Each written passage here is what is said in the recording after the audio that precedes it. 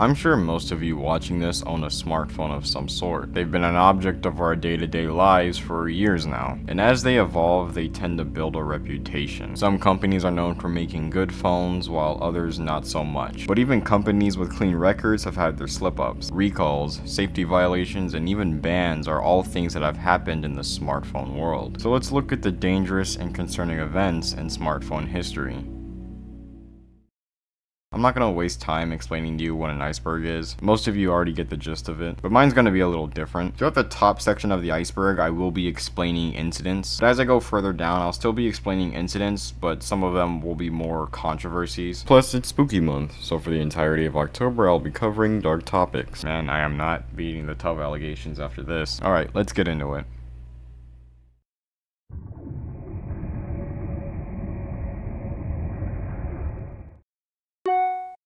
The Pixel is Google's lineup of phones. They're known for their very simplistic software and their incredibly good camera. The fourth iteration of their lineup was released on October 24th, 2019. It had a nice design, good software, and the camera was great as usual. All seemed to be well, except for one thing. Its face recognition process was fast, like incredibly fast. Now, many of you might be wondering why that's a bad thing. Well, it wasn't so much about the speed, but rather the security. The Pixel's face recognition would allow you to unlock your phone even if your eyes were closed. Now, they did release an update almost half a year later, beefing up the security. Now it checks to see if your eyes are open in order to unlock your phone. It's good that they fixed the issue, but I'm sure it was very scary to users, especially since that was the only way to unlock your phone other than your PIN. The Pixel 4 was a bit of a controversial device in of itself, and this didn't really help it much. The iPhone 6 line is the best-selling smartphone of all time, the 6 and 6 Plus having sold over 200 million units. This phone was talked about everywhere. Some probably see it as Apple's peak, and although there was all of this discussion around it, some of it weren't for good reasons. The iPhone 6 had a problem, a bending problem. There are numerous examples showing with a significant amount of force, the phone would bend. This caused a massive blow-up on the internet. Articles, headlines, and videos were all talking about the iPhone 6 bend trend. Apple even admitted themselves they knew it was more likely to bend than its predecessor, the iPhone 5 and 5S. Now, I'm sure you're wondering why were they able to bend so easily? Well, that's because of the new design of the iPhone. It went from a thick, blocky structure to a thin, lighter one. They claim to have fixed the issue in the 6S and even the 7, but they were still able to bend with just a little more force. But it shouldn't unexpectedly bend from you sitting down or something. This was one of Apple's biggest controversies ever, which is what tends to happen when you innovate, but it was still pretty wild to see. The Samsung Galaxy Note 7 was released on August 19, 2016. It was their latest and greatest from the renowned Note series. This phone would also be renowned, but in the worst way possible. There were numerous reports of the phone's battery heating up and swelling, causing it to abruptly explode. There were cases of people's clothes having holes burned through them, and even people being injured. It even got banned in airports. This caused Samsung to issue a recall, which resulted in a loss of $5.3 billion. The cause of the battery exploding was from a design flaw in the battery itself. It caused the electrodes on the top right of the battery to bend, which would separate the positive and negative tabs of the battery, resulting in the explosion. Samsung released 2 updates for the phone after the incident, one allowing it to charge to only 60%, and the next one not allowing it to charge at all. If you factory reset the phone, that should fix the problem though, although I doubt most people would go for this phone considering it's being sold for $1,200. Samsung would eventually re-release the phone under the name the Samsung Galaxy Note Fan Edition. It was pretty much the Galaxy Note 7, but with a smaller battery. Although they re-released the phone, it wouldn't get rid of the stain this put on their reputation. This is known as Samsung's biggest controversy yet, which also caused them to be very careful in the Note 8, in which they put a smaller battery in that phone, which resulted in its battery life being terrible. Not many people talk about the situation now, but it was still a notorious incident from the company.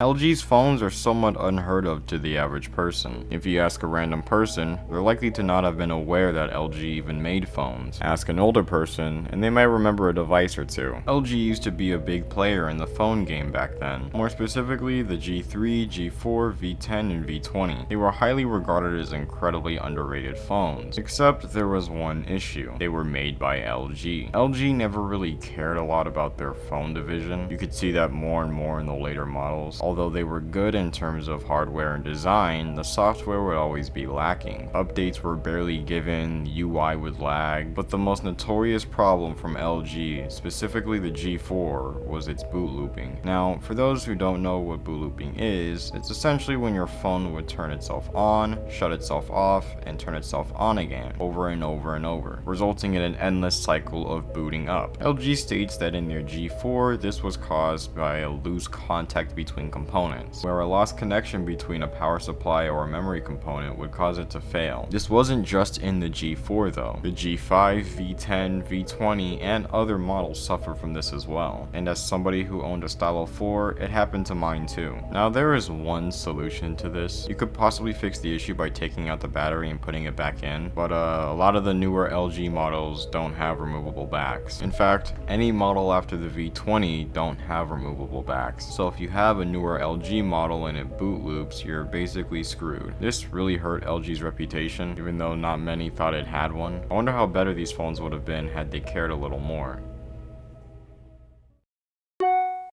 The OnePlus 8 was released on April 29th, 2020. It was the successor to the incredibly popular flagship killer, the OnePlus 7 Pro. OnePlus built itself a reputation of making incredible bang-for-buck phones, but with the OnePlus 8 Pro, that wasn't the case. But that's not the issue I'm here to cover. The OnePlus 8 Pro had a special camera they called the color filter camera, which would change the color of whatever was in the lens, which was an incredibly interesting concept. Except there was one issue. The technology would allow you to see through plastics. So if you held up something like a remote or a controller, you could see the insides of it. But that also means you were able to see through clothes. This would make it a huge invasion of privacy. Mr. Who's the Boss has a great video going in depth about the technology of the camera. OnePlus eventually released a software update that would prevent users from accessing that camera, but they only disabled the camera in China. But they eventually fixed the issue and released an update globally. Now, it wasn't that huge of an issue as people might think, since it can only see through thin plastics and fabrics. But when it comes to a phone being sold to the masses, the concern is justified.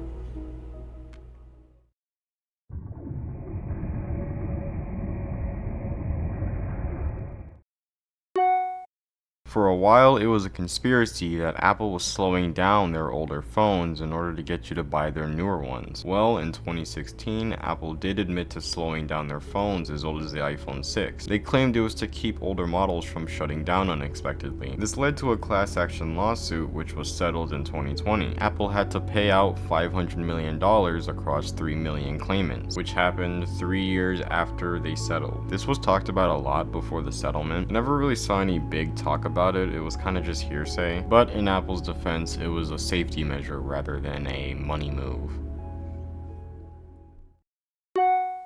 Those in the smartphone space are aware of the company Huawei. They're a Chinese tech company known for making incredibly good phones. Over the years, they grew to be a household name in the US market, standing up to the likes of Apple, Samsung, and Google, and in some cases, providing a better product. But on May 15th, 2019, Huawei products were banned from being sold in the US. There were concerns that they were using networking tech to spy on Americans. The ban would prevent Huawei from producing and selling their products in US markets, which led to their latest model at the time, the P30 and P30 Pro, to be removed from network stores. Huawei's had issues in the past, one of them being with US network company T-Mobile, so they don't seem to be in good standings with the US at all. A little after, Google stopped releasing updates for the P30 and P30 Pro. They're also banned in the UK. You can still buy and sell Huawei products on certain websites, you just won't get a US version. This is actually crazy. I actually remember seeing the P30 on the T-Mobile website. It also sucks because their phones were really great competitors to the modern flagship. It seems that bigger issues have prevented this phone from truly shining in the US demographic. Tub notch was a popular term for Google's Pixel 3 XL. It was an incredibly huge notch that hosted 2 cameras and a speaker. It got widespread criticism due to how ugly it looked. Its competitors were getting smaller and smaller bezels, while this one opted for a bigger notch. People also didn't like that it was a big step down from the notch on the Pixel 2 XL. They did release a software feature that allows you to hide the notch by blacking out the other side of the screen. If anything, this was just a controversial design choice. Some like it, most probably don't. It was still a unique choice from Google nonetheless. Samsung makes some of the best screens in the market, so much so that even Apple uses them, but that high quality comes with a price. With OLED screens, more specifically on Samsung Galaxies, they are more prone for screen burn-in. Screen burn-in is when a faded page that you were once on remains on your phone. It has this purple, pinkish look to it. This usually happens when you leave static images on or use your phone in high brightness for long periods of time. But this issue seems to be more prominent in Samsung devices, so this can happen to all OLED phones. The best way to prevent this is to keep your phone below 80% brightness as much as you can. RIP to all the grandparents who think their phone screen got grimaced. The issue doesn't seem to be as prominent in later devices, but it's still something to keep an eye out for.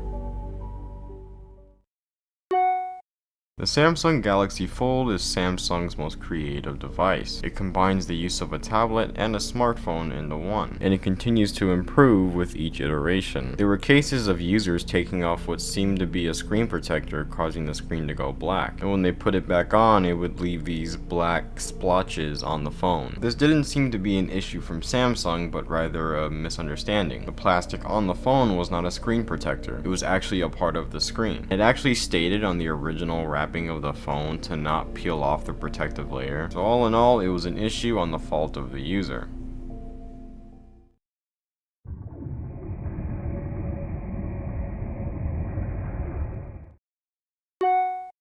ZTE is a Chinese tech company. They sold various budget phones in the US market. But in November 2022, the FCC banned the selling and importation of equipment made by ZTE. ZTE was accused of violating its probation from its guilty plea for sanctions violations as well as other security issues, which eventually stopped the production of ZTE devices in the US. This also happened to Huawei as well. As I've stated earlier, LG has made some very underrated phones, but that's the thing, they were underrated. Due to them never reaching mass appeal, it eventually led to LG Mobile shutting down on April 5th, 2021. LG wanted to focus on their bread and butters, which is their appliances and TVs. They never seemed to market their phones whatsoever. It was almost as if they didn't actually care. They would have these really cool and interesting devices, but there was obvious signs of neglect due to the lack of security updates and poor software. They never seemed to gain traction outside of the community. It sucks that they're no longer in the smartphone game, but if they weren't going to give it their all, then it's probably for the best they just don't try.